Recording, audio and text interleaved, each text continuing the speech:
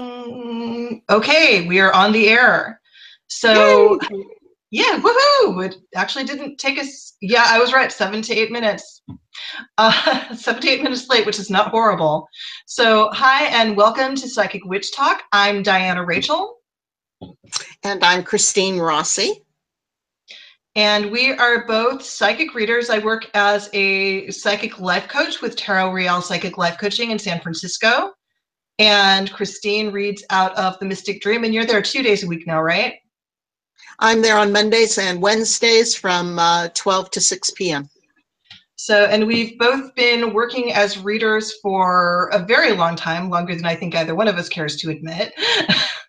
And one of the things that we are talking about today, the main thing is empathic self-care during the holidays. Yeah. So, because I don't know about most of you, but I kind of dread the holidays and being surrounded by all of the noise in everybody else's head. So we're going to be talking about some strategies for doing that so you don't all lose your minds. So do you hear what's going on, like you said, of all of the noise in everyone's head, or do you feel? I feel more than I hear. It's actually been kind of one of my issues this year is that when it comes to clairaudience, I'm a bit myopic. So, but what will happen is I will be experiencing other people's emotions and not realize they're not mine. And I will suddenly be all stressed out, or I will notice, because I tend to notice things either, I'm very kinesthetic, so I notice things in body first. So all of a sudden I'll have a stomach ache, or I'll have a headache, or I will have an anxiety thing where, and I do have like occasional anxiety attacks where I call it the brain rushing, where they're like, there's this inner chatter. So everything is talking like this and it won't stop and it won't slow down and it won't like get off the subject and it'll just go going and going.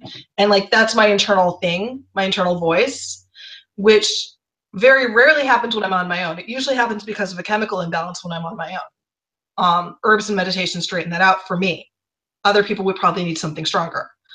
But it will happen when I am around a bunch of stressed out people, especially stressed out people that do not discuss their emotional issues comfortably. And there is no time to experience that quite like the family holiday stuff. Yeah, I feel I would say that I feel the emotions. So, all the time anyway. But if I'm in a group of people or family, I pick up on the nuances, where somebody flashes with, their eyes at somebody else or whatever. Mm-hmm. And I'm picking it up like, somebody just threw a cannonball across the room. And I'm like, oh, that hurt. I'm from the Midwest. That would be throwing a cannonball across the room. One raised eyebrow, that can just end a whole dinner. Yep. Yeah. I'm very blessed because my family is very small at this point.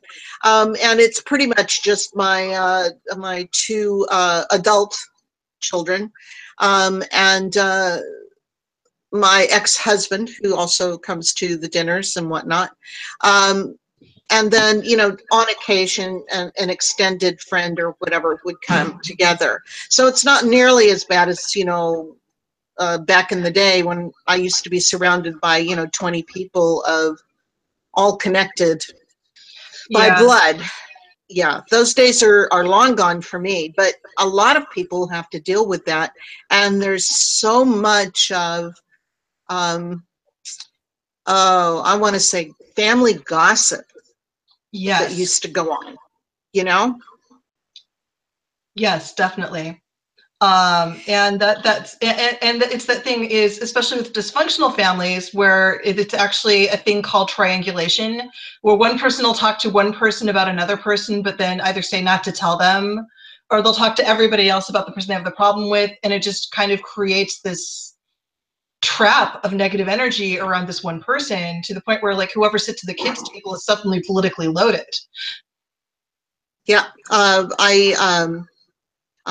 years ago, I had a fairly large house that was made for entertaining. So there was a lot of open space, but you could like wander, go around the corner and you're in the living room, and go around another corner, you're in a dining room. So I remember being told by my at that time my mother-in-law. She said, "Oh my God, I love having the holiday parties at your house." And I said, "Oh, well, thank you." And she said, "There's so many nooks and crannies that we can hide in and talk." That's got to make life a lot easier. Oh, good. I'm so glad that you're happy that you can talk about somebody behind their back, and not get busted. Wow. Just wow. Well, and what does that do I mean, an empath's energy into the energy of a house where that goes on? Needless to say, the sage comes out, right? Yeah. You might want to just start adding that to the turkey. Just make Well, sure it would everybody taste ingests great. it. Yes. A little bit of Absolutely. that rosemary goes well with ham too. Well, I think you're right. I think we need to start adding more sage in our cooking through the holidays. I think so. I know one of the things I've been learning this year after many years of this is sage is fantastic for clearing, but then you got to seal it. So maybe something with sage and a little bit of honey or something. I mean, copal just doesn't ingest well. Don't ask how I know this. Honey would be better. I'm going to vote. I'm voting for honey. Thank you very much. Yeah, this probably goes down a little bit easier. So, okay. So, all right. So what strategies would you use for magical strategies would you use for handling a family gossip? Well, I think one of the first things would be to, if I'm having the family over, I would set the stage at my place, so to speak, which would be, making sure that all the energy is clear to start with, so you're not starting out with garbage on top of garbage. Right. And then I would probably not think twice about burning a no gossip candle. Yeah. Personally, I think that should be the line. I'm starting to think that should be everyone's first line of defense in any magical protection. It seems like most nasty stuff starts with gossip. So when you're doing a routine uncrossing, just do a routine stop gossip. Yeah, I can, it's not very difficult to take a 7-day no gossip type candle, okay, and put it inside of a very decorative vase that you can't see what's written, and put it up on the mantle or as a centerpiece on the coffee table, and let it do its work, And make it. I would start with that. Yeah, I would start with that. I would also, take some alum, I guess it is. Alum crystal is one of my favorite things right now. Yeah. So I think. And what in God's green earth are you pagan witches talking about? Oh, I think we have somebody we need to kick out. Just a sec. Oh, okay. There we go. All right, there we go. Since we had an idiot. I was like, what's that? Well, because it's a live show, people can come, so. Yeah. Which is fine, that could have been fun though. Taking alum, as soon as I said alum, he popped up. So I find that fascinating. Yeah, that was somebody who needed to be kicked out. And taking the alum and putting it in little pieces of paper, because I wouldn't want to ruin anybody's carpet or anything like that. Little square of paper, and fold it up and put it in the corner of each room to just, put a lid on it, so to speak. Another one is lemons, and everybody loves lemons. And when the house is closed up, it's not a hard thing to do to have just cut lemons and put around the room. Yeah, and this way gossip, symbolically, that turns gossip sour. So I know something that I've borrowed heavily from Hoodoo and Conjure people is they like to do the cleansing jar for when they have family gatherings. And so I've seen a few, like I know, I want to say it's called Hoodoo Delish does a really good video on how to make these cleansing jars. And so they're like vinegar, water, alum crystal, camphor, and a little bit of salt. And you put that like behind the doorway or by where people walk by, and it just kind of wicks out some of the crap right away. So I like that. Yeah, so you still have to do some work before and after, but it really kind of helps people. It pulls out their detox. I think there was one time, I don't know who all was there. There was one time where it's supposed to be like a high level defense spell. But I will do it just whenever I have people over, is I will do a revocation candle. Is when people are there, I will, like, it's basically glass of water flipped on a plate. I use some earthquake wax to fix a Shabbat candle to the top of the glass. And then I will do a prayer to St. Michael, asking him to revoke all negative energy, evil, and evil thoughts in the place. And I've done this at parties, and people will say they will feel stuff being pulled right out of them and feel really swift mood resets. So I love it. Just kind of a quick insta cleanse. And, you know, because everyone knows what I am and what I do, they're usually totally okay, because, I mean, if you're going to walk into my house, you're going to encounter witchcraft. And I'm usually pretty good about getting consent before it's practiced on anyone, but if you're part of my environment, then you are going to be environmentally influenced. Right. And so I do it in front of people, but, you know, if this is something where, you know, you get some flack, but you know it would help the situation, that might be something where, you know, you maybe make it look like some weird bathroom decoration or something, or, you know, spend enough time in the toilet, need to light him a match anyway. I have one that has always worked very well, and I use it when I do the angel gatherings.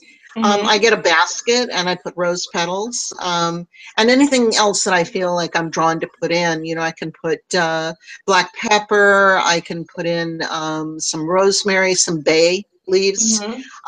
So it looks a little bit like a potpourri in a basket. Oh, yeah. I leave it at the front door, okay? And I ask people before coming in to take their energy and just brush it off into the basket and leave the street and the problems and all of that stuff behind them before they walk through the threshold. And that works really, really well.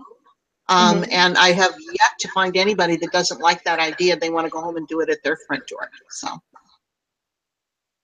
So that's actually really clever. I may borrow that one. That sounds like a really good one to borrow. All right, so, you know, we're talking about basically ways to, like, corral the family gossip and the people that stimulate the negative energy. Because I know there was something you taught at the Mystic Dream about 2 years ago about, you know, when you're feeling other people's emotions and you're trying to figure out what to do, the I feel only my feelings technique, which I thought was great. I still use it. Yeah, I still tell people, like, when they come in for a reading and I'm like, oh, they're an empath. Okay, not a problem.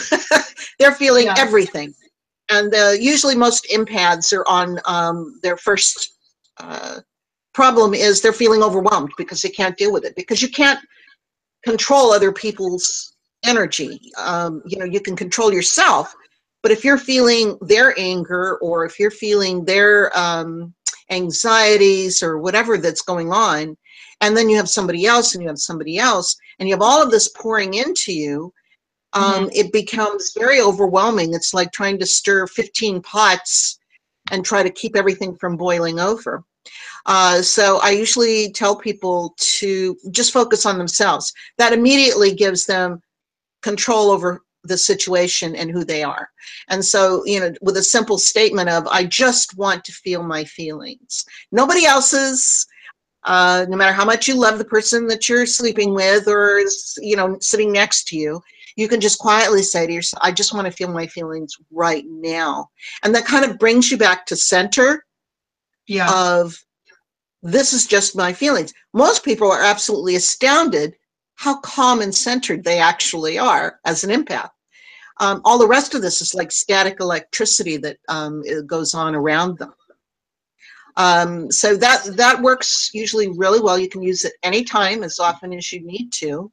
And even if you're in a crowd of people, you can move away, go to the bathroom or something like that, and just ask to feel just your feelings. You can kick it up a notch by expanding that energy of who you are, now that you have it and you know that this is you, and expanding your bubble out and making it a larger aura, and use that as your personal protection in a large crowd of people.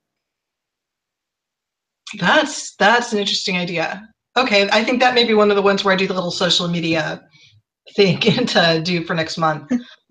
Is just some techniques for that, because I think that's a good thing to share around.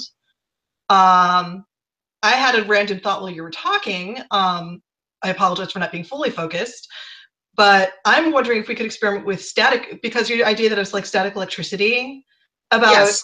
preemptively spraying our clothing with static guard, because there is a theory that a lot of this emotional and metaphysical energy transmits along electrical lines anyway, or along magnetism. So Yes. literally putting on an aerial lubricant onto our clothing might actually help reduce some of that. And when I think about the few times that I've bothered to use static guard, I actually had fairly stress-free days. Things did not get That's to me. interesting. I mean, I wonder if, yeah, it's got to be terrible for the environment, but I'm curious. I wonder if dryer sheets would work as well. If nothing else, you could use them for some pranks later. So, but you know what I'm saying is, put a dryer sheet in your pocket, or you know, to rub your clothing on the outside with the dryer sheet before going out. yeah. Okay, so it'll be like, stay tuned to next time so that we can try these things out, and we'll get back to you and let you know if it makes any difference. Or you could try it yourself. I don't think it'll hurt if you. it doesn't work, that may be a more hilarious story anyway. So, Yes. like, I think the best acid test for me would be to like either use the dryer sheet or the static guard and then go to a bar. Because people are always so emotionally all over the place in bars. Yes, they not are. to mention the spirit activity going on there. But that seems like one of the best ways we could handle it. It would be a very good acid test. I know, like, I have a favorite bar that is usually not too active, but has stuff happen occasionally. So I think that would have some serious potential. You know, if this works, we can bottle it and sell it. Well, no, it's already coming in little cans anyway. So, I'm just saying, put a new label on it. yeah, well, I mean, there is a DIY dryer sheets movement, because that stuff is definitely not great for the environment, but we can figure out like what the key ingredient is and find a way to use it sustainably. I like this. I like it. mean, like, we could use this for people that project too much too, and see if that works. If people don't react as badly because you have a dryer sheet in your pockets. Can you imagine a new anger management class? Carry a dryer sheet in your pocket and other people won't care. So we need to start doing this with some top-line politicians. And just like start sneaking it into their pockets right before big speeches. And then just see what happens. Yeah, we can keep going on that one. But it does, to me, it feels like a static electricity. When somebody comes in and they have absorbed a lot of people's emotions. Yeah. And they come in and they sit down. Do you remember the Peanuts cartoon strip with Pigpen? Oh, yes. Okay, poor little Pigpen, and he's walking along and he's got this cloud of dust around him. And that's what it is like, except it's more like a static electricity that's all around them. That's just like, you know? Yeah. Yeah, that makes a lot of sense to me. I'm also wondering if that's partly because you work with angels so much, because they tend to have more of an electric charge to them as opposed to other entities. It's very possible. It's very possible, but that's what I tune in on. I'm like, whoa, okay. So, you know, I have people just like focus on their own energy and everything else just falls away, you know, because it's not really theirs. When they focus, they go inward instead of outward. Empaths tend to, I want to say, are like a little bit like a jellyfish, in the sense that they have these feelers that go way, way out, way beyond themselves. And that's why they're so sensitive, because they've got all these feelers that are way, way out. And some people more farther reached than others. And the ones that are only, you know, a little bit, they only get a little bit bothered. But if you can imagine, if you're tuning into things that are worldwide and whatnot, that's a lot of stuff coming in. Yeah. So bringing it back to holidays and empath stuff, are there any particular challenges that you can think of that you'd be comfortable sharing and how you handled it, or, you know, good ideas for even maybe before you even go to the gathering to just do more to either shield yourself or create filters or have a battle plan even? For myself, I set my intention before I even leave my place. If I'm going to someone else's home for a party or whatnot, that my experience will be whatever it is that I choose my experience to be, and that anything other than that doesn't reach me. That's a pretty good one. So I think, in other words, if there's gossip or something or negative vibes that are going on, somehow or another, it just seems to miss me. It's off in the other room. It's down the street. You just miss them. They just left. that's probably one of the best ways of doing it. Or I'm thinking when you're dealing with, I know the other one that I know someone out there is going to want to know about is when you're dealing with that relative who's particularly aggressive about their opinions or just aggressive in general. Yes. And one, trying not to engage with that aggression. And of course, when they are aggressive, they really want someone to engage back. And so how to maintain that non-engagement when they're going to keep trying to push you and push you and push you. And of course, when their energy, if you're particularly empathic and that energy gets into you, then having to ground it out a little faster. I know especially depending on the level, or if it's particularly like if there's addiction involved. Now, I'm a brat. I will stick amethysts in people's beer bottles because it slows down how fast people get drunk. Like, I won't even think twice about it. I will just do that. And I've been known to, you know, spike the punch with like Bach Rescue Remedy, or one case Heather, but unfortunately it just does not work on actual narcissists. So, but I think especially sometimes, and I will say this, sometimes unfortunately, especially if it's someone with a history of violence, your best option is just to avoid. Walk away. Yeah, your family obligation does not go as far as subjecting yourself to violence. No. It just doesn't. I don't care what your mother says to you, that's not true. And if someone does get violent, and I would say violence is anyone doing something deliberately and continuously to keep you in a state of fear. It doesn't have to be physical. So I just want to put that out there, is that if someone does this to you all the time, you do not need to spend a minute with them, let alone your holiday. There's some good Christmas specials on Netflix. You're fine. And Chinese places always deliver on Christmas Day. So I'm just laying that down. That said, if it's something where someone's having a bad day or they've had a hard time, I think a lot of it may just be just basic self-care, not even necessarily psychic self-management, is I'm feeling only my feelings and you do you. And okay, you're acting this way and I'll give you the space around them, but here are my boundaries. And I think stating boundaries is one of the hardest things most of us have to do, especially with our families. Is okay, I understand that, you're really upset and, you're feeling all the pressure from holidays and you're trying to be happy, which is making you more upset. And, that's up to you, but I don't need to be around you while you do this. Or sometimes it works on toddlers and it works on adults, is rather than saying don't do that, is, hey, why don't you go do this instead? So, so let's have a pool argument. I want to play pool. It just like, basically, do not underestimate the power of yelling squirrel. The cat's in the tree again, right? Squirrel. Exactly. It works.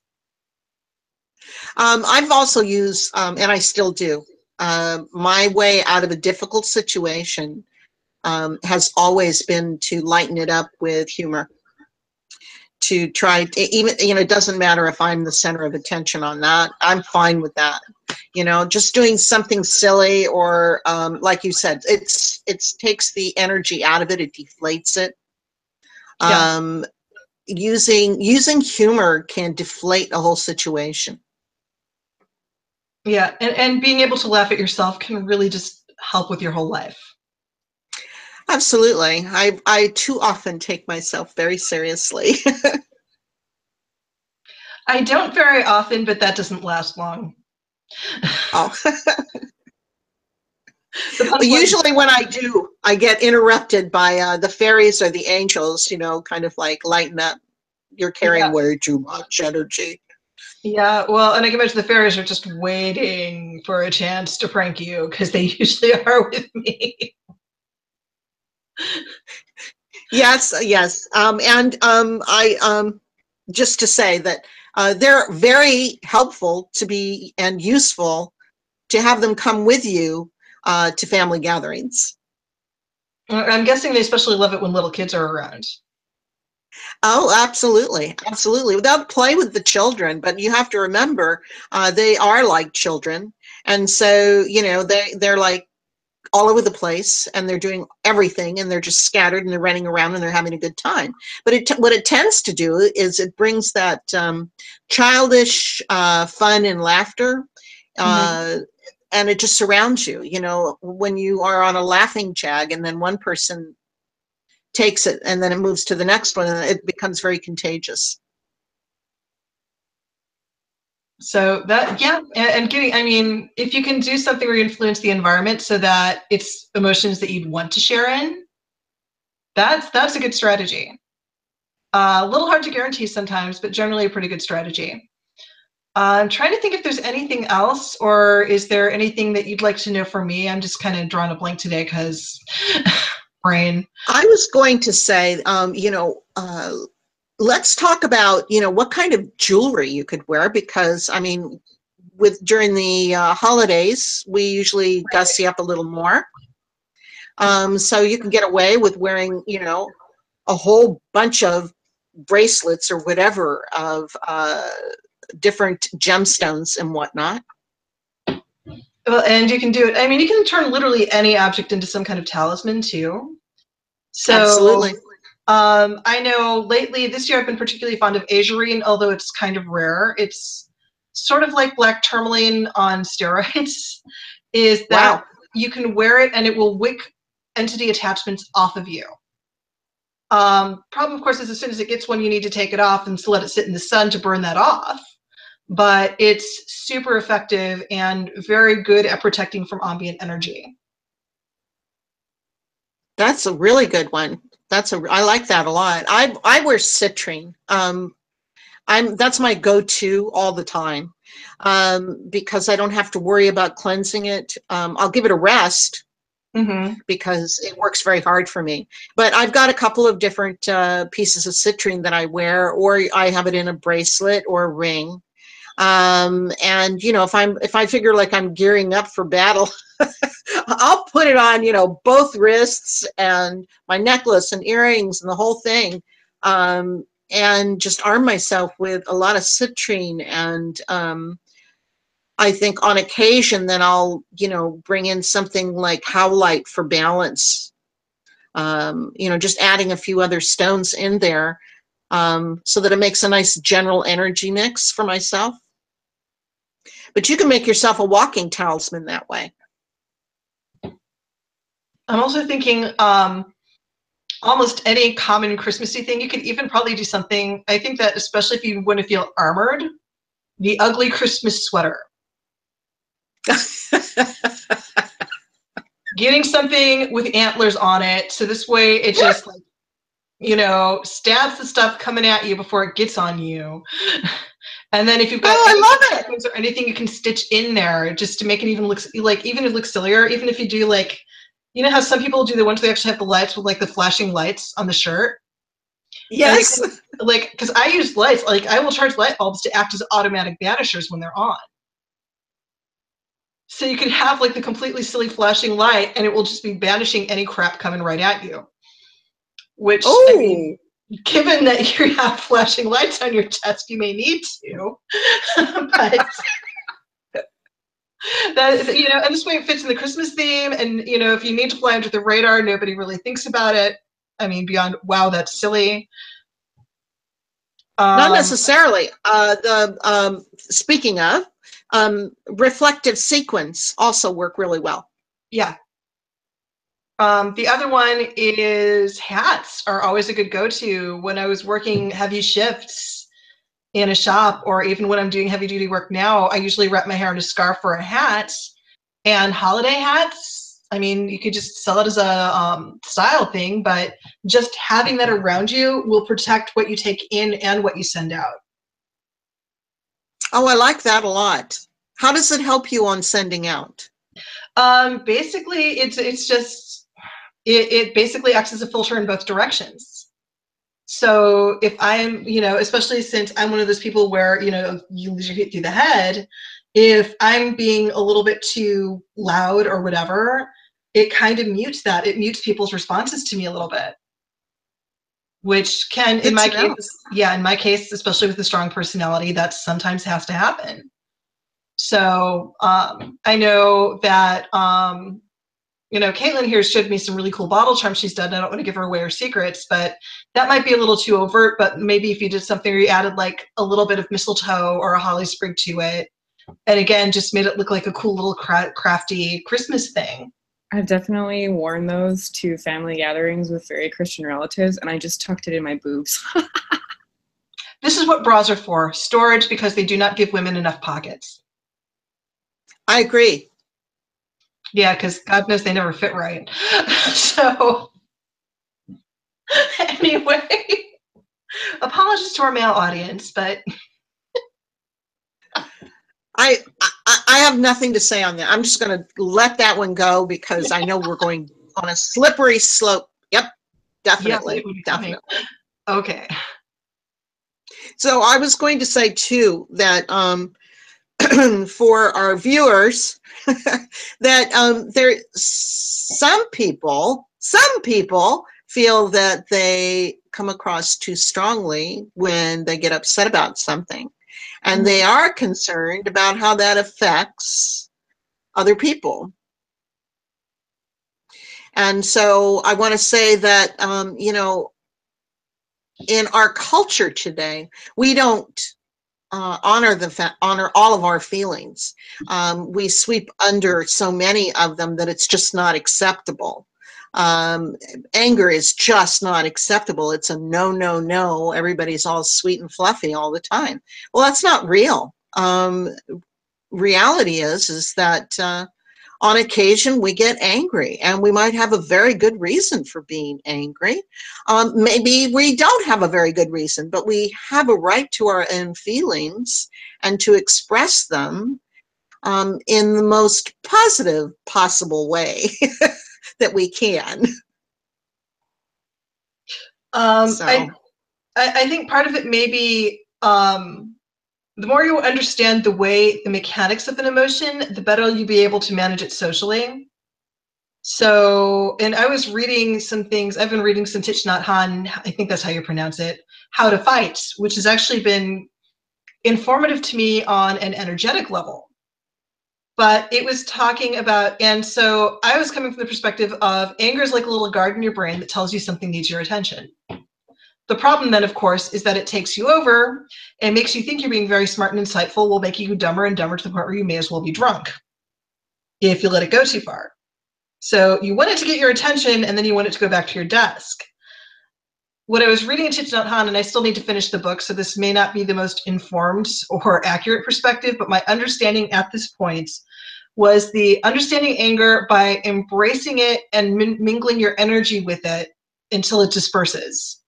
Because by embracing it, you take it in and understand all of the wounds and the things it's trying to protect and why something wounds you, or why, you know, especially since anger is usually in response to something that you can't control or control that's been taken away.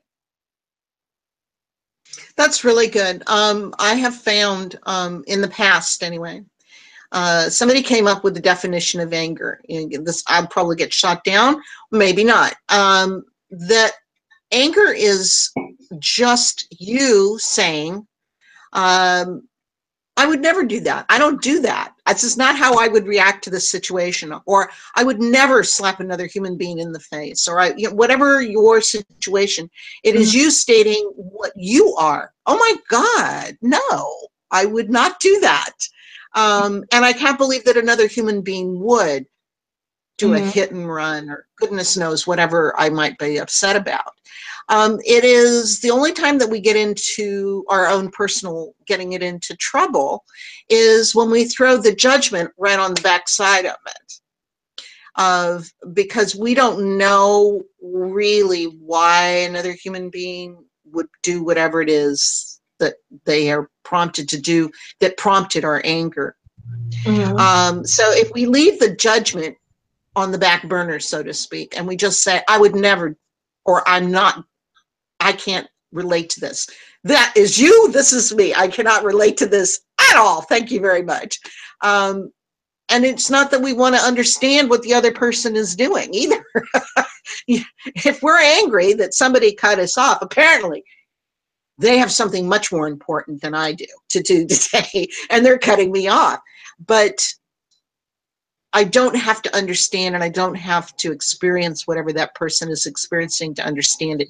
I just know that I don't like that behavior, period. Yeah. Yeah, I think, and getting to that point, you know, without getting that reactive, responding instead of reacting, is the, okay, I see this and I don't like this.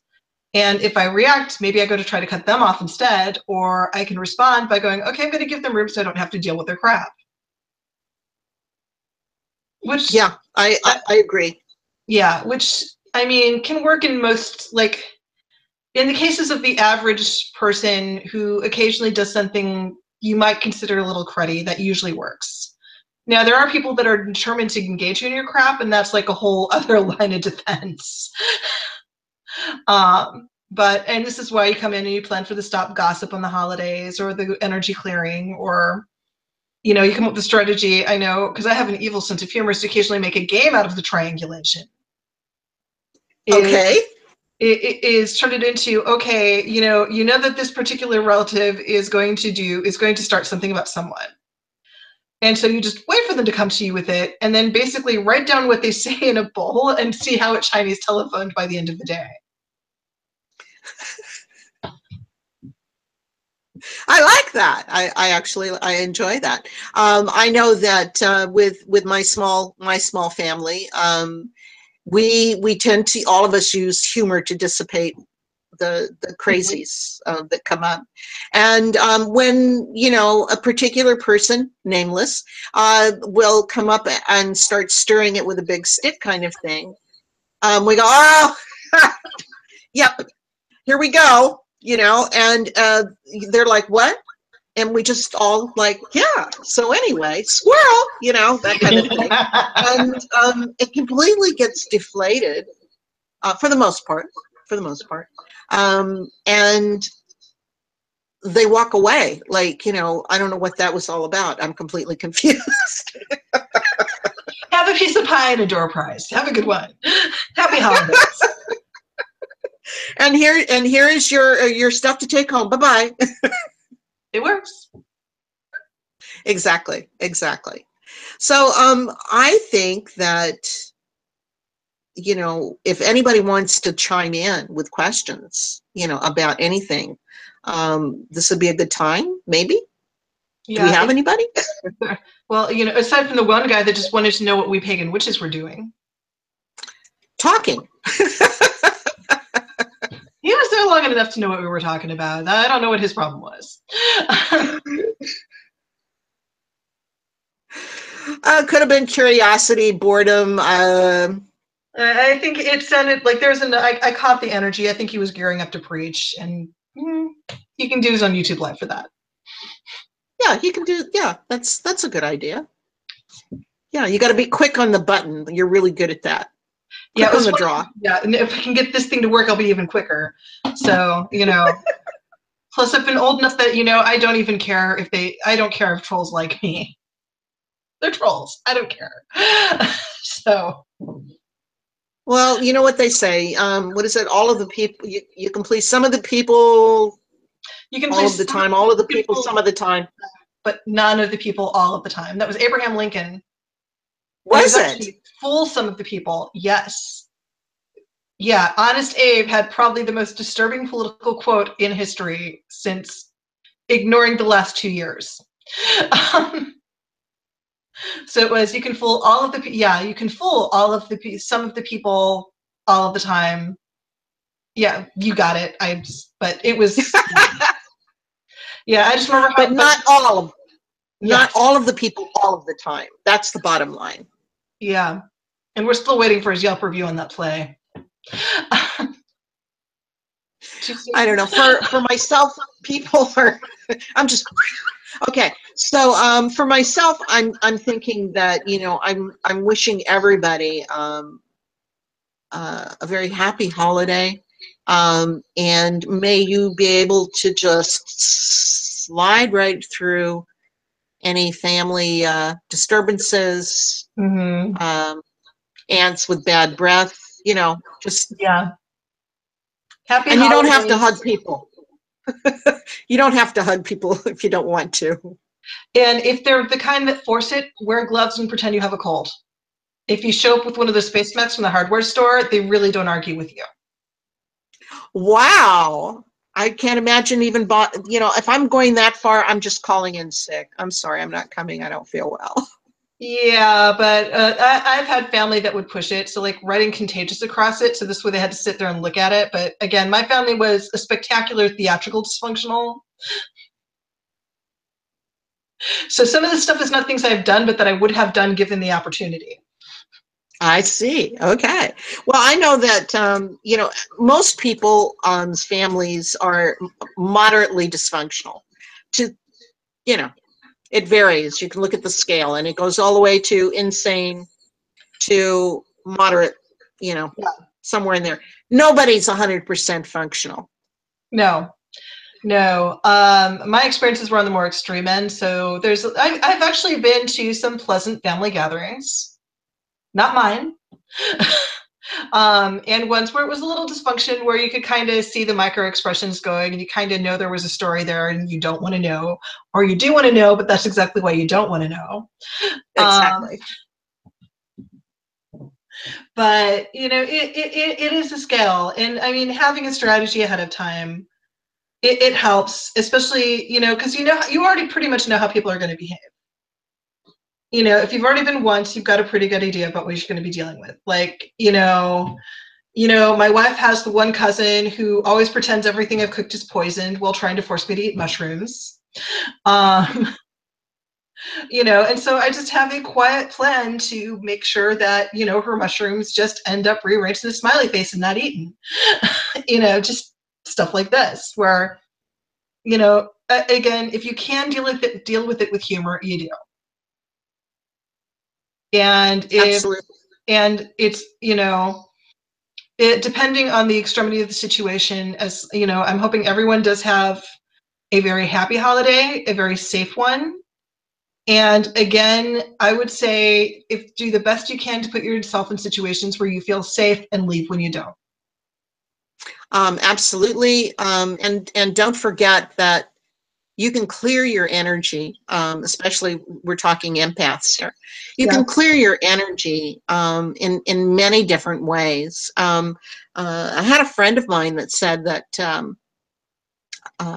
one of the ways that she liked to do it was to take her arms. It was mostly for uncrossing, but to take her arms like this and to just bring them straight out and down. I use that. It's called the Osiris Position in some forms of ceremonial magic. So, so this would be Osiris risen. And actually, if you imagine having the chin and like the little cane and the, like, it's actually a pretty good power move. But yeah, this is something that's a good one. I've done that one too. And I mean, as soon as you can after take a shower, so, you know, the cold water, sometimes if things do get too extreme, it does help. I have vision, people sitting around the dining table, right? Desserts being brought and everybody's going like this because they all watched the video. So it's going to happen, if not this year, next year. Yeah. Just don't want to can't take your stuff with me. Thank you. Okay, I'm good now. So, okay, one last piece of advice / suggestion I would have to offer is before you engage with your family that day, spend some time taking an inventory of yourself. Know where you're going to have know where you're going to have some tense buttons and work on protecting those, or work on verbal strategies for protecting those soft spots. Know, like, if your stomach is feeling a little unsettled, because it's probably going to get worse by the end of the day just because of all the sugar that gets consumed those days. Know if you haven't had enough sleep. You know, caffeine's probably not going to get you through it, especially if you're fighting turkey, or, you know, just a large meal making you tired, and especially if you're expected to cook and so on. You know, just check in with yourself first so you know what is you before you go in. And so that, like, just knowing where your boundaries already are, I mean, sometimes just knowing what's actually going on is possibly one of the best versions of a shield you can have. You know, it's I have a backache today, but I can ignore this. Or I am having horrific cramps, and once you just run off with a table salt and then eat a cow, just the cow, no picking. Just be aware that you have those inclinations. It will help. And bring your own salt lick if it's necessary. Turn it into a party activity. There you go. You and all the other teenagers just, you know, and I know somebody's threatening to bring out a bottle of tequila. I'm just like, don't do that. Just no. Not a good idea. Yes. That's for New Year's. We can talk New Year's next time. Or recovering from New Year's next time. Yes. Yeah, that's right. That's right. So yeah, the next topic will be magical methods to deal with regrets. There isn't a lot on that. There really should be. There should. There really should. One, eat your weight in sage. There would be other problems with that, though, like the temperature spike. Agrimony is a good herb for that. Which one? Agrimony? Yeah. Ooh, yeah. No. So, all right, maybe I should start, like, coming up with a list of hangover teas. Yeah, I don't know. There we if that's go. good for eating, but you know. Yeah, no, I've used it magically for uncrossing work, and it's very effective. So, yeah, I think in theory, if I don't have a brain fart again, I guess the next topic will be the stones, herbs, and gemstones one. So, and maybe like a getting started with goals for the new year and what to use for what goals you might have. Oh, I love it, because I've got my fireplace mantle that has nothing but crystals. The whole thing's covered with crystals. Ooh. So we can, you know, just like I'll set it up so that I can just take the camera with me and we can scan through and look at crystals. Cool. Could you take some still photos for me too? Yes. So this way I can like drop them into the video like I did with the candle burning one. So because that seems to be going over pretty well. That's a sleeper hit. So all right. So I think, is there anything else that we want to add? Because I think we're pretty much good today. No, I think we covered it. Awesome. Okay, I'm going to hit the stop broadcast. So you're watching Psychic Witch Talk for those that hung on. Thank you, Caitlin. And I think there's like one other viewer that's still hanging out and being quiet. So thank you for watching, and we will catch you next month on the second Thursday. Absolutely. Looking forward to it. All right. Talk to you later. All right. Bye.